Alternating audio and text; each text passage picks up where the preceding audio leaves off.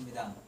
그래서 오늘 그 침례 세례에 대한 그 의미를 한번 생각해 보아야겠다 하는 생각을 했습니다. 그래서 여기 뭐 대부분 성도님들은 다 이미 세례를 받고 또 침례를 받으신 분들이겠습니다만, 다시 한번 오늘 주시는 말씀을 통해서 세례의 의미를 한번 생각하고, 이미 내가 세례를 받았고 오래전에 세례를 받았지만 과연 나는 세례받은 자로서의 삶의 모습이 제대로 잘 갖추어져 있는 바른 세례교인다운 신앙인의 삶을 살아가고 있는지를 한번 점검해 볼 수 있는 그런 귀한 시간 되기를 원합니다. 오늘 읽었던 본문은요, 신약성경 고린도전서입니다. 그런데 그 내용을 보면 모세와 이스라엘 백성들의 출애굽 사건과 연관이 있는 그런 본문 배경을 하고 있습니다. 하나님의 명령을 받아서 애굽에서 종살이하고 있는 이스라엘 백성들을 보내주시오 하고 갔던 모세와, 그리고 내보낼 수 없다 하고 반대했던 버티는 애굽의 바로 왕이 오랜 시간 갈등하고 싸움을 했습니다. 하지만 하나님의 10가지 재앙이 임했죠. 그죠? 하나님의 10가지 재앙이 임해서 결국은 견디고 버티던 바로 왕이 그 재앙이 끝날 때에 결국은 이스라엘 백성들을 다 내어 보내게 됩니다. 그래야 이스라엘 백성들은 400년이 넘는 430년 정도의 긴 노예 생활을 마치고 드디어 이제 출애굽, 가나안 땅을 향한 출애굽이 시작되었습니다. 그때 출애굽한 이스라엘 백성들 수가 몇 명이었는 줄 압니까? 성경에 기록된 바에 의하면 60만 명이었어요. 60만 명. 근데 뭐 학자에 따라 조금 차이가 있지만, 그거는 이제 그 60만 명은 나이 20세 이상, 60세 이하 젊은 그 전쟁에 나가서 싸움을 할 수 있는 사람만 계수해가지고, 남자 어른만 그렇고, 그 외에 계수되지 않은 뭐 아이들과 여자들과 노인들 다 합치면 약 200만 명에서 250만 명이 될 것이다, 그런 추정을 합니다. 어쨌든 이 많은 수가 이제 출애굽을 했어요. 근데 출애굽 전에 10가지 재앙이 있었다 그랬잖아요. 궁금해요. 여러분 한번 생각해 봅시다. 왜 하나님은 그렇게 극심한 재앙을 10가지씩이나, 그것도 뭐 한두 가지만 해도 그걸 잔뜩 먹어야 할 애굽인데 왜 10가지씩이나 그런 재앙을 애굽에 내리셨을까 하는 궁금증입니다. 이유가 뭘까요? 심지어는 성경에 보니까 하나님께서 바로의 마음을 강팍하게 하사, 이런 표현이 여러 번 나와요. 재앙이 내릴 때마다 나옵니다.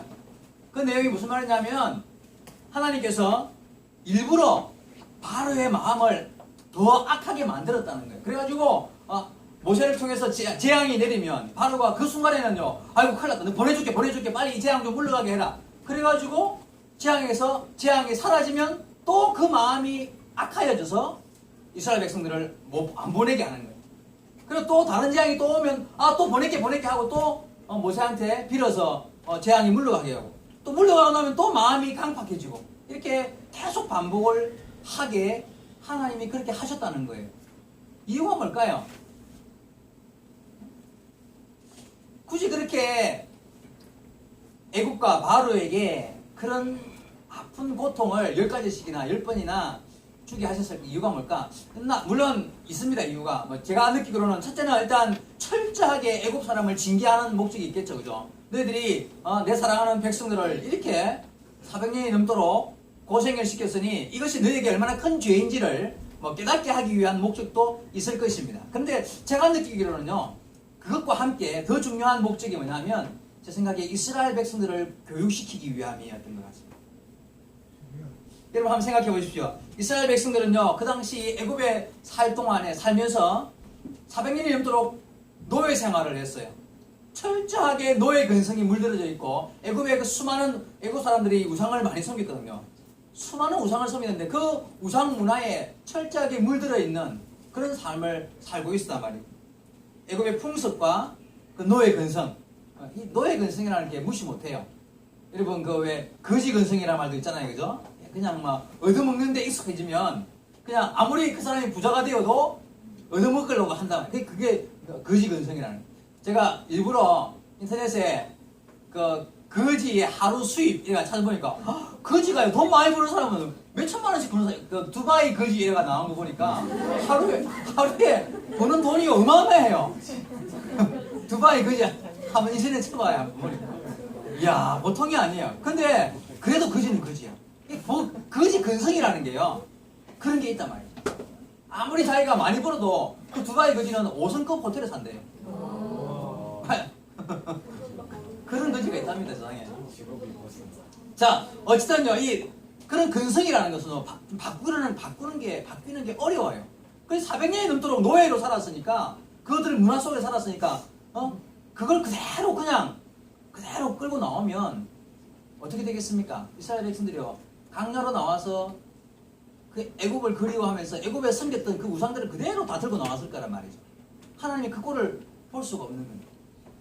그래서 10가지 재앙을 통해서 철저하게 애굽에서 너희들이 섬겼던 그 신들, 애굽의 신들은 다 가짜다. 다 우상이다. 전부 다 버려야 할 것들이고 참 신은 나 혼자 하나뿐이다. 나만 바라보고 나만 믿고 나만 의지해야만 너희들에게 삶이 있는 것이다. 그러니 철저하게 하나님께서 10가지 재앙을 통해서 애굽의 신들을 처단하는 거예요. 애굽의 신들을 가치없게 만들어버리는 거예요. 그게 바로 10가지 재앙의 목적이었습니다. 그리고 그걸 통하여서 애굽을 보여주시고 이스라엘 백성들을 교육시키는 거예요. 야 너희들이 그렇게 생겼던 신 봐라. 다 무너졌다. 내가 저들을 다 무너뜨린다. 나만이 하나님이다. 그걸 가르치시기를 원하셨다는 것입니다.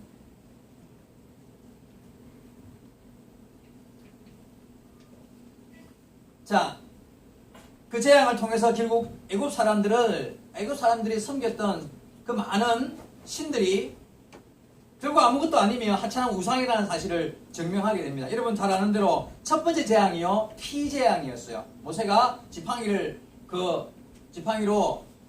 애굽의 강 라헬강이죠. 어마어마한 강을 내리쳤더니만 그때부터 그 물이요 쫙 피로 변했어요. 그리고 물고기들이 다 죽고 냄새가 악취가 나기 시작했어요. 출애굽기 7장 20절 말씀에 보면 나옵니다. 그래가지고 그 물을 마실 수가 없게 되어서 사람들이 막 땅을 파서 물을 구하려고 애쓰는 모습이 나옵니다. 자, 여러분 애굽의 라헬강은 젖줄이에요. 애굽의 젖줄이에요. 그래서 라헬강의 신이 있습니다. 오리시스라는 라헬강 신이 있어가지고 모든 애굽 사람들은 그 신을 섬겼어요. 라헬강을 신으로 섬겼어요.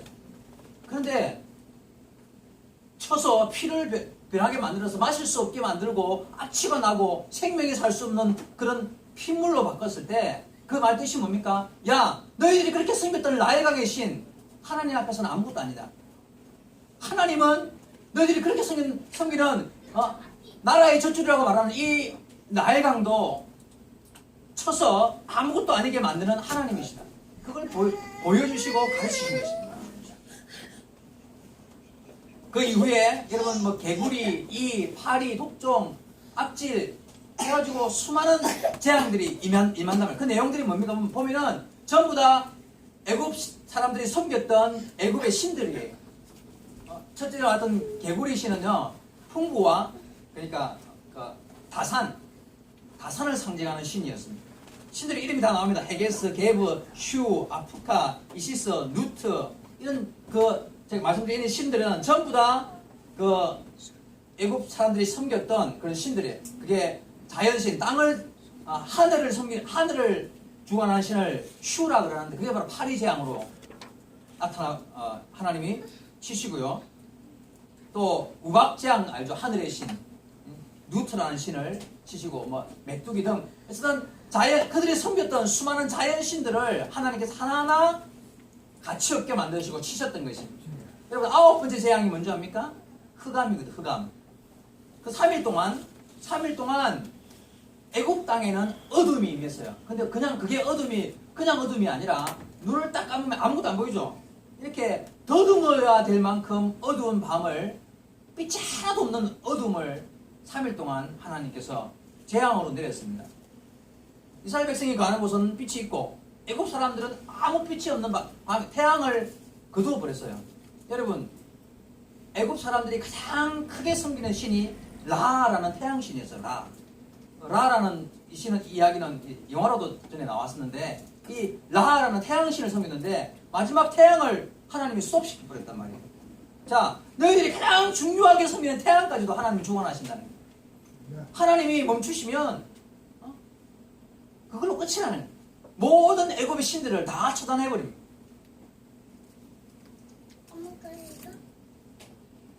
애굽 사람들이 깜짝 놀랐겠죠. 야, 이 하나님이 어떤 분이냐 말이에요.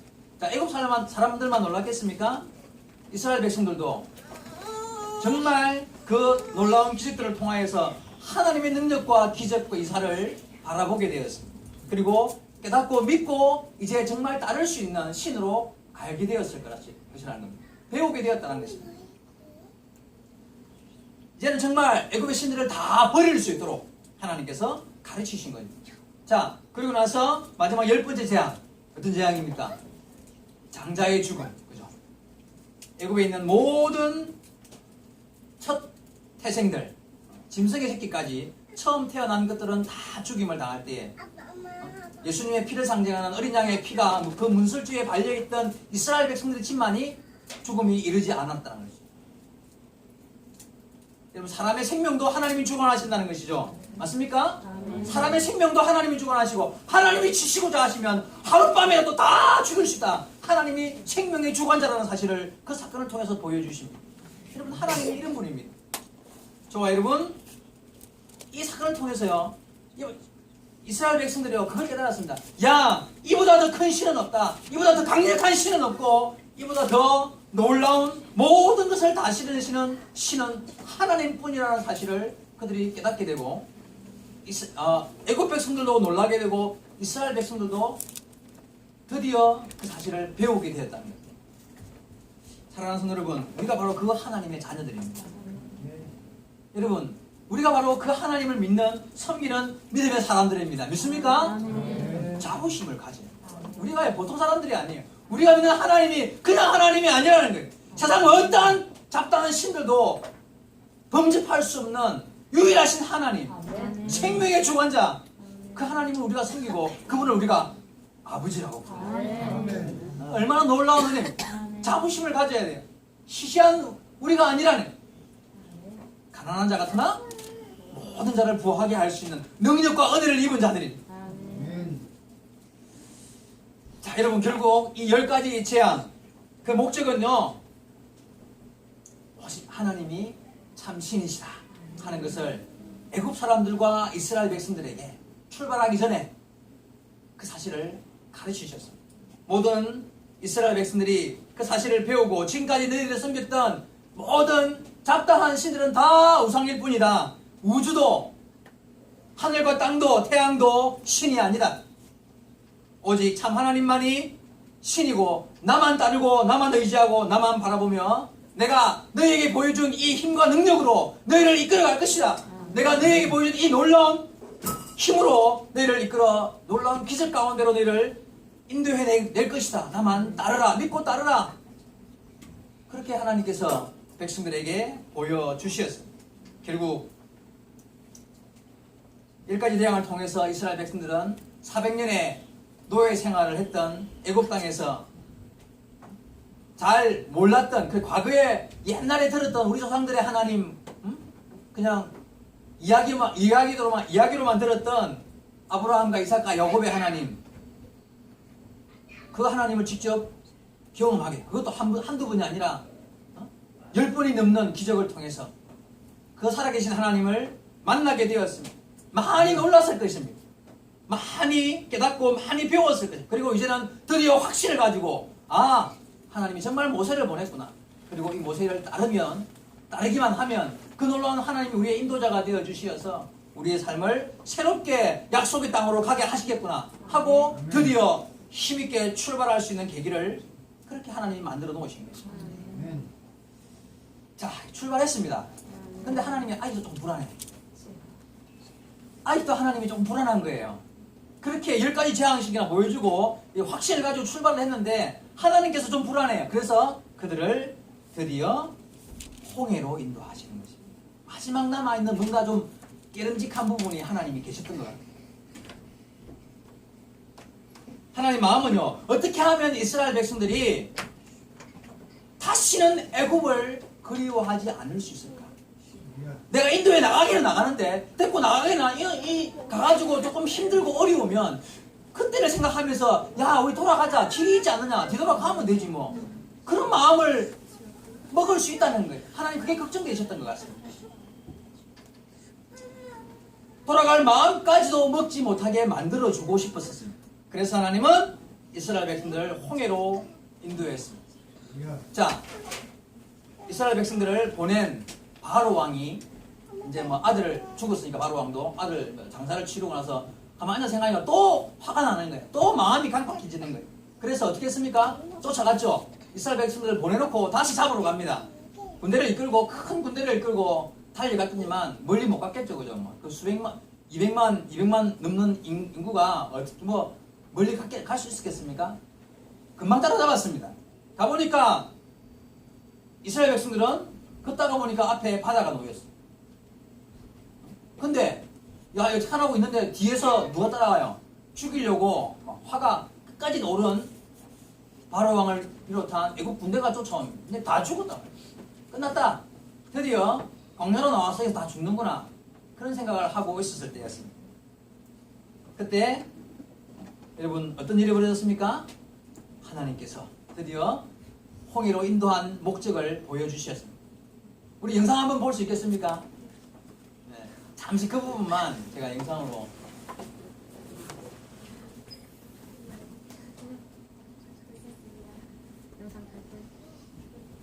하나님께서 여기서 이스라엘 백성들이 영원히 잊을 수 없는 그런 경험을 하게 하십니다.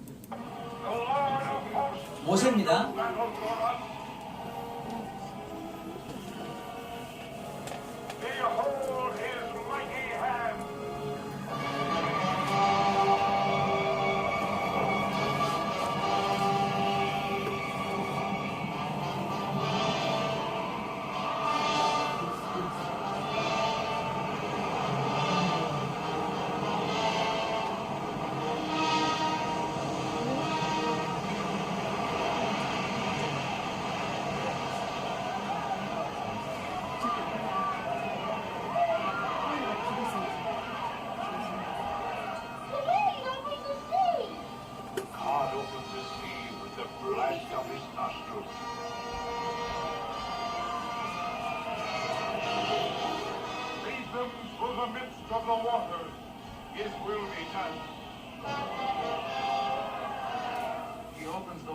바로 왕과 바로 왕의 군대들이죠. 지금 불이 가운데를 막고 있어서 못 가고 있는 거예요. 못 잡으러 가고 있는 거예요. 불기둥이 왔죠.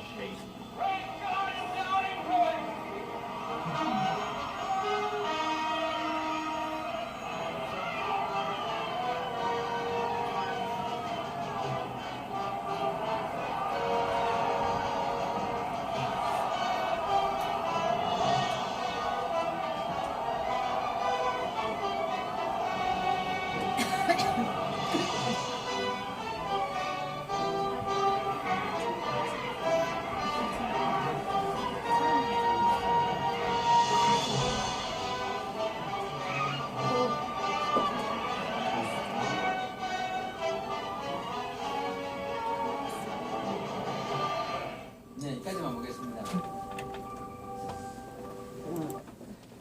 바다가 갈라지고 그 가운데 길이 나고 그 사이를 걸어서 지나가게 되었습니다. 다 지나간 뒤에 뭐 계속 좀 보면 좋겠습니다만 시간은 끊었는데 지나간 뒤에 어떻게 했어요? 애국 군대도 따라서 들어가죠. 다 지나가고 나서 따라 들어갔는데 그때 이제 물이 닫혀버리는 거예요. 하나님은 이스라엘 백성들에게 왜 이런 경험을 하게 하셨는가가 오늘 핵심입니다. 이스라엘 백성들을 홍해를 가르고 건너가게 만들었잖아요, 그죠? 자, 이런 방금 봤듯이 물이 벽을 이루었어요. 바닥은 질직질직한 개뿔이 아니라 마른 땅을 건너갔다고 성경에 그렇게 기록되어 있습니다. 이렇게 물이 벽을 이루고 그렇게 바다를 지나갔습니다. 이 사건의 의미가 뭘까요? 오늘 본문에서 그 답을 찾을 수 있습니다. 자, 고린도전서 읽었던 10장입니다. 10장 1절과 2절 이렇게 나와 있습니다. 형제들아, 나는 너희가 알지 못하기를 원하지 아니하노니 우리 조상들이 다 구름 아래에 있고 바다 가운데로 지나며 모세에게 속하여 다 구름과 바다에서 세례를 받고. 여러분, 이 지금 무슨 말인지 알겠습니까? 모세를 통하여서 이스라엘 백성들을 이끌고 바다 가운데를 지나가겠다는 이야기예요. 홍해 사건입니다. 홍해 사건. 홍해를 건너갔는데 이 사건을 마지막에 세례를 받았다고 표현합니다. 이거는 세례받은 거다. 이 사건을 사도 바울은요, 이게 바로 세례받은 것이다. 이스라엘 백성들이 한꺼번에 다 그 길을 통과하면서 다 세례를 받았다. 이 말 이렇게 말씀하신다는 거예요. 자, 여러분, 홍해 사건의 중요한 의미 중에 한 가지는 바로 세례라는 것입니다. 왜 그게 세례일까요? 왜 홍해를 지나간 바다 가운데를 지나갔던 물 가운데를 지나갔던 그 사건이 세례일까요? 세례의 의미 중에 참 큰 중요한 의미가 뭐냐면 과거와의 단절이에요. 예를 들어 봅시다. 여기 그 없으니까 여기가 홍해가 이렇게 가운데 있어요. 홍해가. 그리고 여기는 저 멀리 애굽 땅이 있어요. 애굽 땅에서 출발해가지고 이 길이 있겠죠. 길을 왔어 여기까지 길이 있다. 이제 이스라엘에서 왔단 말이에요. 여기서 앉아 있는데 홍해가 이만치 있단 말이에요. 이렇게 여기 왔다가 애굽 군대가 쫓아왔죠. 그래가지고 하나님이 길을 열었어요. 홍해를 짠 건넜습니다. 여기까지 홍해 건넜어요. 그 나중에 문이 닫혀서 바다가 다시 하나가 됐죠. 자, 여기 이까지 온 상태에는요, 다시 애굽으로 돌아갈 수 있는 길이 있잖아요. 자, 물이 닫히면서 이 길이 없어졌어요. 여기서부터 다시 길은 시작되는 거예요. 맞습니까? 자, 홍해 사건은 과거로 돌아갈 수 없도록 길을 닫은 사건입니다. 계속해서 홍해 없이 이렇게 뭘 돌아가지고 갔다면 어딘가에 갔을 때는 돌아갈 때, 야, 우리 돌아가자. 왔던 길 그대로 가면 다시 애굽 아니냐. 근데 하나님께서 그렇게 하기 싫었던 거예요. 하나님께서 길을 없애시기 위해서 홍해를 여셨습니다. 이스라엘 백성들과 하여금, 야, 너희들에게 이제 너희들은 홍해를 건넌 다음에요. 너희들은 이제는 돌아갈 길은 닫혔다. 여기서부터 무조건 새로운 출발이다.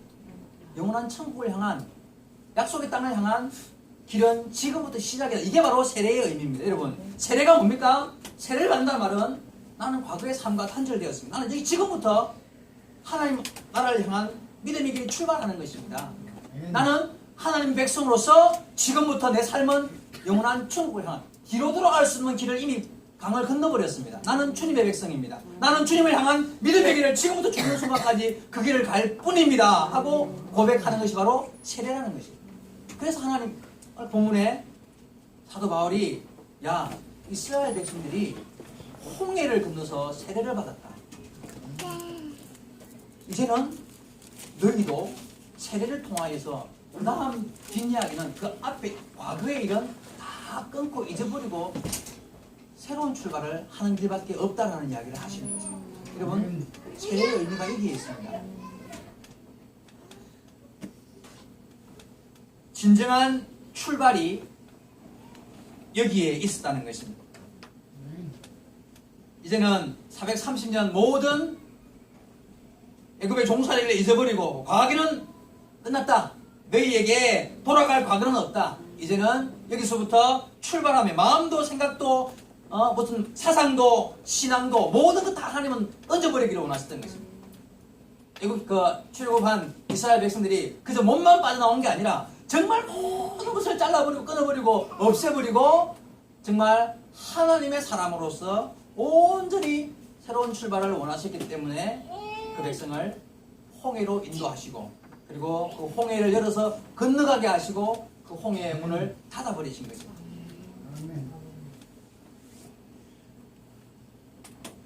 여러분, 본문에서 말씀하시는 대로 세례의 의미, 여러분, 세례를 받는다는 것은 그래서 내가 예수 안에서 모든 과거의 삶을 끊겠습니다 하는 의미가 있습니다. 나는 지금 새로운 삶을 이제 출발합니다. 나는 다 끊어졌습니다. 이제는 세상으로 돌아갈 수 있는 길은 닫혔습니다. 나는 지금부터 오직 주님을 향한 믿음의 길만이 내게 열려있을 뿐입니다라는 것을 고백하는 거예요. 그래서 우리 교회에 세례식, 오늘 우리 침례입니다만, 침례 받으면 꼭 드리는 선물이 있어요. 매년. 그 선물이 뭡니까? 가위. 네. 가위를 선물로 꼭 줍니다. 오늘도 지금 7개 가위 선물 준비하는 의미가 뭔지 알죠?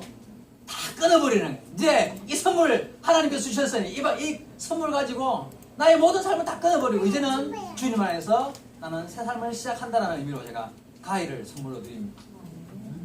간식은 뭐 먹는 줄 압니까? 간식 세례 끝나고 나면 우유 새로 태어났으니까 우유하고 빵 줍니다. 그래가지고 좀 남으면 우유 막 부어주고 이럽니다. 물에다 새로 태어나는 거예요. 세례 열매가 굉장히 중요해요. 내 삶은 끊어버리고 이제는 주님 안에서 태어난 아기처럼 내 삶은 시작되었습니다라는 것을 고백하는 것이 세례라는 거예요. 오늘 6명의 학생들이 세례를 받는데 우리 학생들은 이미 하나님의 은혜를 체험한 사람들입니다. 그래서 신앙을 고백하고 하나님의 자녀된 성도들입니다. 비록 우리 학생들이 10가지 재앙 같은 그런 기적을 경험해보지는 않았습니다. 하지만 우리 마음에 하나님의 살아계심과 은혜를 경험하고 이제 하나님의 백성되어서 출애굽한 사람들이 그런데 오늘 오후에 홍해 앞에 다다를 것입니다. 그 자리에서 여러분은 물속에 깊이 잠겨서 다시 나옴으로써 과거와 단절되는 경험을 하게 될 것이라는 것입니다. 이제는 다 끊어버리고 다 물로 씻어버리고 새로운 삶을 사는 첫 출발을 하게 된다는 것입니다. 그래서 오늘 설교 말씀 제목이 뭡니까? 다시 돌아갈 수 없는 길. 어떤 의미인지 알겠죠 이제? 세례의 의미가 여기에 있는 것입니다. 다시 돌아갈 수 없는 길.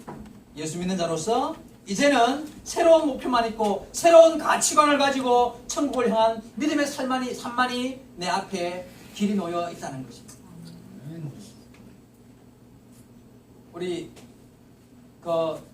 대부분의 우리 성도님들 이미 세례를 다 받으셨습니다.